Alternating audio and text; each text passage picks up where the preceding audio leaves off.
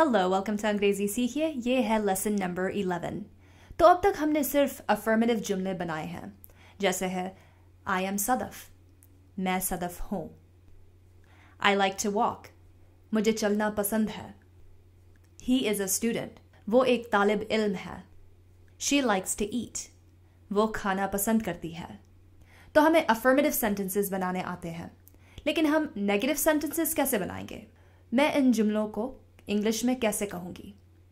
मैं सदफ नहीं हूं, मुझे चलना पसंद नहीं है, वो एक तालिब इल्म नहीं है, वो खाना पसंद नहीं करती है। ये नहीं जो है उसे नेगेटिव कहते हैं। अंग्रेजी में नॉट इस्तेमाल करते हैं नेगेटिव सेंटेंसेस बनाने के लिए। तो पहले मैं आपको समझाती हूं कि कोई भी प्रेजेंट टेंस सेंटेंस को नेगेटिव कैसे बनाते हैं। हम दो तरह के जुमलों को देखेंगे। कोई जुमलों में सिर्फ बी वर्ब मौजूद होते हैं।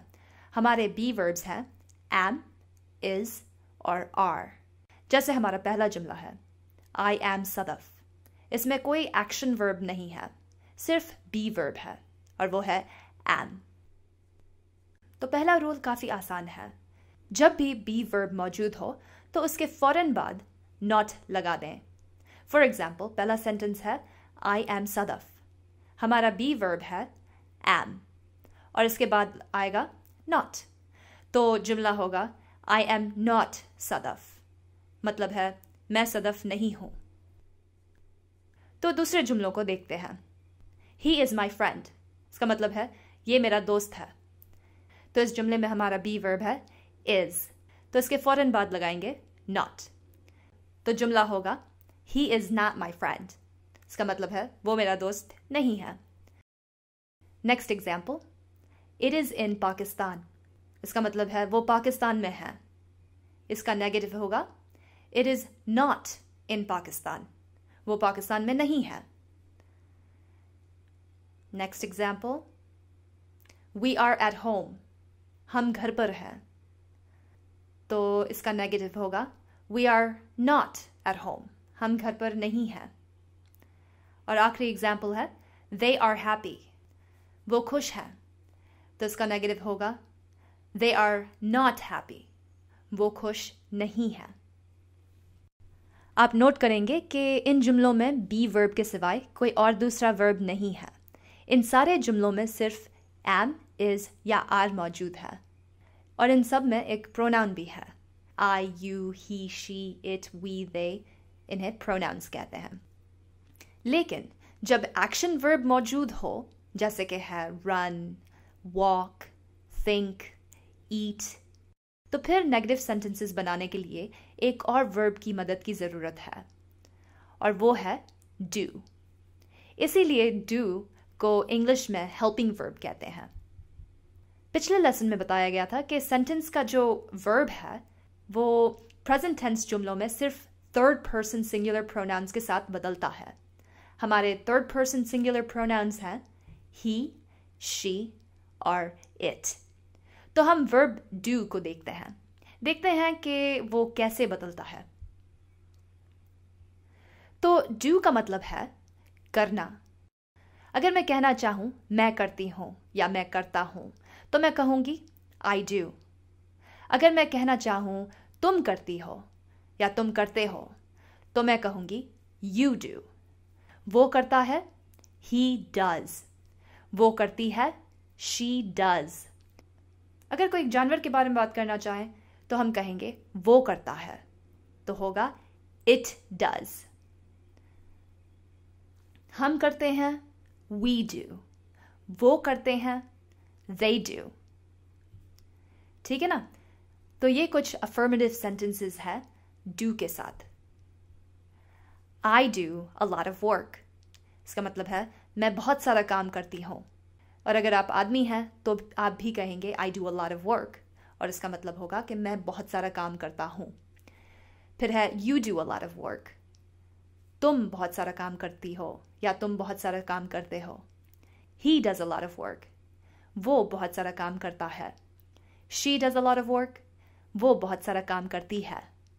It does a lot of work, समझ लो हम कोई वॉशिंग मशीन के बारे में बात कर रहे हैं तो हम कहेंगे it does a lot of work, और हमारा मतलब होगा ये मशीन बहुत सारा काम करती है। फिर है we do a lot of work, हम बहुत सारा काम करते हैं। They do a lot of work, वो सब बहुत सारा काम करते हैं। तो अब हम नेगेटिव सेंटेंसेस को देखते हैं।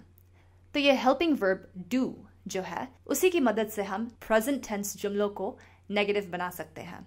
याद रखें कि जब भी कोई प्रेजेंट टेंस जुमले में कोई एक्शन वर्ब हो तो आपको डू इस्तेमाल करना ज़रूरी होगा। तो पहले एग्जाम्पल को देखते हैं। आई लाइक टू ईट, इसका मतलब है मुझे खाना पसंद है। अगर मुझे कहना हो कि मुझे खाना नहीं पसंद है तो मैं कहूँगी I do not like to eat. तो आप प्रोनाउन के फौरन बाद डू और नॉट लिखेंगे। For example, we have money, हमारे पास पैसे हैं।